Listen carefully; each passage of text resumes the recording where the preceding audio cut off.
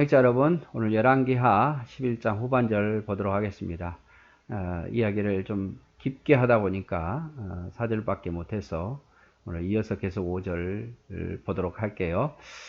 자, 우리가 앞에서 보았지요. 이 아달랴가 여호세박 아하시아가 죽은 것을 보고 아들들과 손자들을 다 죽이고 감히 자기가 왕이 되려고 이렇게 모든 자손을 다 죽이죠. 실제로 왕이 되었어요. 왕이 되었는데 그 가운데서도 이 여호세바가 여호람의 누이죠. 이 여호세바가 이제는 이 요아스 어린아이를 피신시킵니다. 아무리 찾으려고 해도 찾을 수가 없죠. 꽁꽁 하나님의 성전에서 숨어 있다가 7년째 된 해에 대제사장 여호야다가 부인이 여호세바죠. 여호야다가 사람들 앞에 내보이면서 다윗의 씨가 살아있다라고 이야기를 합니다. 6절에 보니까 3분의 1은 수루문에 있고 3분의 1은 호위대 뒤에 있는 문에 있어서 이와 같이 왕궁을 주의하여 지키고 안식일에 나가는 너희 중 2대는 여호와의 성전을 주의하여 지켜 왕을 호위하되 너희는 각각 손에 무기를 잡고 왕을 호위하며 너희 대열을 침범하는 모든 자는 죽이고 왕이 출입할 때 시할지니라. 자, 그 성전과 왕궁을 지키는 백부장이 5부대가 있습니다. 100명씩 5부대가 있었는데 그들이 왕궁도 지키고 또 성전도 지키고 또 치안도 돌보고 이런 일을 해요. 물론 아달랴의 그 궁에 있는 그거를 다 지키는 사람도 있지요. 더 많은 사람도 있겠지요. 그런데 여호야다가 이 백부장들을 설득했겠죠. 여기 이 요아스 다윗의 씨가 살아있다. 그러니까 살아있으니까 그를 다시 왕으로 세우자고. 아마 여호야다가 인격이 뛰어났을 것이고 사람들이 그걸 다 하나도 배반하지 않냐고 그걸 다 수긍해줘요. 그래서 이 나오고 들어가는 이 5부대, 이 100명에 되는 백부장 5부대를 설득해서 이제 반역을 일으킵니다. 그래서 내가 어느 시간에 신호를 줄 테니까 너희는 이 요아스를 왕으로 세우자. 그래서 왕으로 세우기 위해서는 기름 부음이 있어야 되잖아요. 그리고 백성들이 환영해야 되고 급습적으로 이렇게 요아스를 왕으로 세우려고 작전을 세웁니다.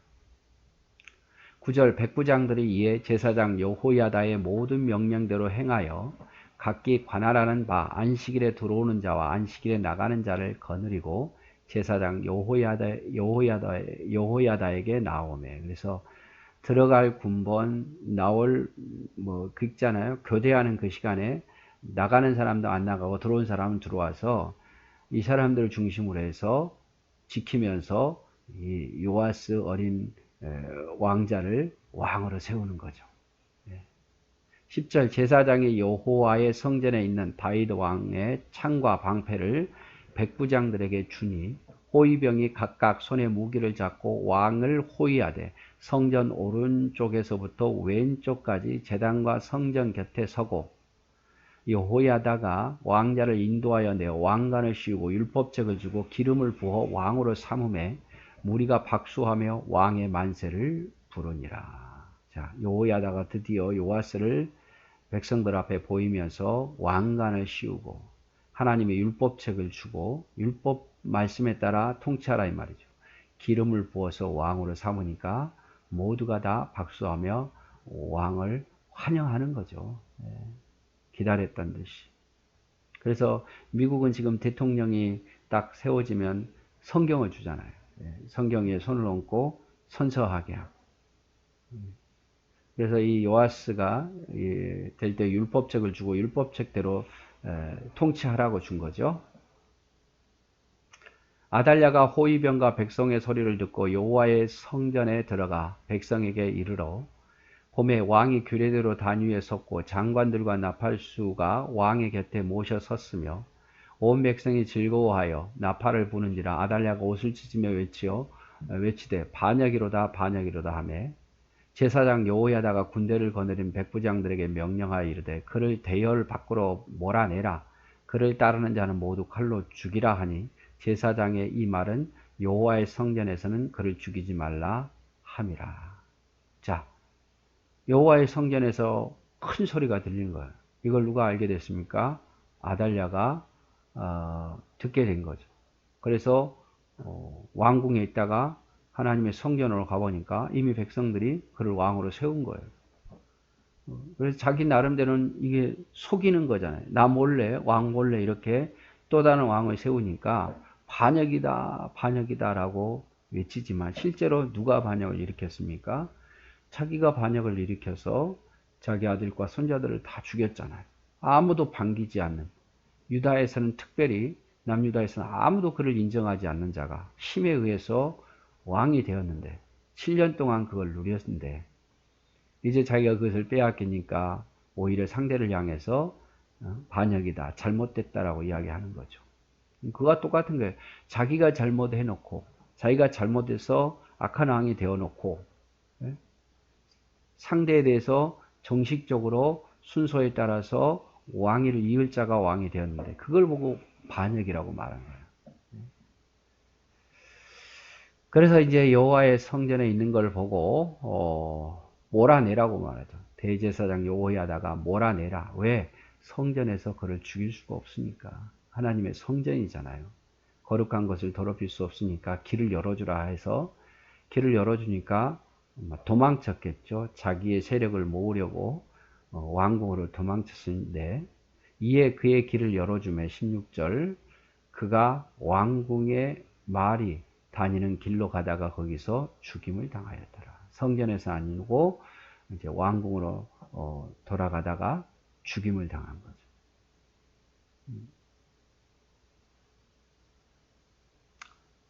이렇게 요아스가 왕이 되고 제사장 이 아달랴가 반역이로다 반역이로다 하는 거죠. 17절 여호야다가 왕과 백성에게 여호와의 언약을 맺어 여호와의 백성이 되게 하고 왕과 백성 사이도 언약을 세우게 하며 그래서 여호야다가 단순히 요아스를 왕위로만 세운 뿐만 아니라 백성과 하나님 사이에 언약을 맺고 또 백성과 백성 사이에도 언약을 맺게 하는 거예요. 그래서 어떤 언약을 맺었겠습니까? 하나님의 말씀에 따라 왕을 통치하라고 철저하게 하나님 말씀에 따라 통치할 것을 이 요아스 어린 왕에게 맹세하게 하고 또 백성들과 맹세하게 해서 백성도 이 왕을 인정하고 순종하게 하는 그 모든 일을 다 주관한 게 바로 제사장 여호야다죠. 온 백성이 바알의 신당으로 가서 그 신당들을 허물고 그 제단들과 우상들을 철저히 깨뜨리고 그 제단 앞에서 바알의 제사장 mat단을 죽이니라. 제사장의 관리들을 세워 여호와의 성전을 수직하게 하고 자 이제 왕이 되었으니까 어떻게 합니까? 아달랴가 세웠던 바알의 신당들을 다 허물어 버립니다. 백성들이 이제 개혁이 일어난 거죠. 그리고 뿐만 아니라 바알의 제사장 mat단을 죽이고 하나님의 성전을 다시 회복하고 개혁하고 수리하고 이런 일을 하는 거예요. 또 백부장들과 가릿 사람과 호위병과 온 백성을 거느리고 왕을 인도하여 여호와의 성전에 내려와서 호위병의 문 길을 통하여 왕궁에 이르매 그가 왕의 왕자에 앉으니 자 이제 성전에서 왕궁으로 왕이 되어서 옮기죠. 온 백성이 즐거워하고 온 성이 평온하더라. 아달랴를 무리가 왕궁에서 칼로 죽였더니 요아스가 왕이 될 때의 나이가 7살이었더라. 7살에 어떻게 통치했겠습니까? 제사장 여호야다가 대리 통치한 거죠. 그런데 또 여호야다가 살아있는 동안 나라가 또 평안하여 하나님 말씀대로 통치하죠. 온 백성이 기다렸던 거예요. 꼴보기 싫은 아들랴. 그렇지 않겠습니까?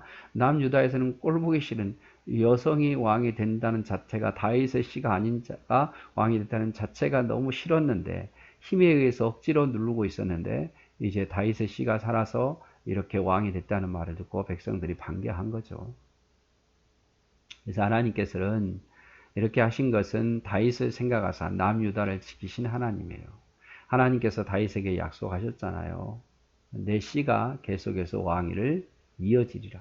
네가 말씀에 떠나지 아니하면 네가 선하게 살았기에 내가 이런 복을 내리리라. 솔로몬에게도 이야기를 했고, 물론 나중에 왕들이 악해서 나라가 멸망하게 됩니다마는, 그래서 다윗을 생각하사 아달랴의 손에서 요아스를 남겨두신 거고, 그 요아스가 나중에 7살이 되어서 여호야다라는 이 신실한 제사장을 통해서 다시 왕권이 회복된 거죠. 근데 북이스라엘은 다르잖아요. 뭐 르호밤 왕조가 바하사 왕조에게, 바하사 왕조가 나중에 또 오므리 왕조에게, 오므리 왕조가 또 에우 왕조에게 계속 이게 다 대가 끊기잖아요. 근데 남유다는 계속 이어가요. 계속 이어가서 멸망할 때까지. 그래서 아마 하나님이 다윗을 생각하사 유다를 지키신 것이 아닌가 싶습니다. 우리가 믿음 안에서 잘 살면요, 하나님이 나를 기억하사 내 자녀들에게도 복을 주십니다. 물론 내 자녀도 잘해야겠죠. 그런데 내가 잘하면 하나님께서 어느 정도는 궁휼함을 내 자녀들에게 베푼다 기억하시고, 손해낸다고 생각하지 말고 하나님 중심으로 우리가 살았으면 좋겠습니다. 그래서 누구누구를 생각하사 하나님이 그 자녀들에게 복을 주시도다, 이런 사람이 되었으면 좋겠어요. 자, 오늘 여기까지 하도록 하겠습니다.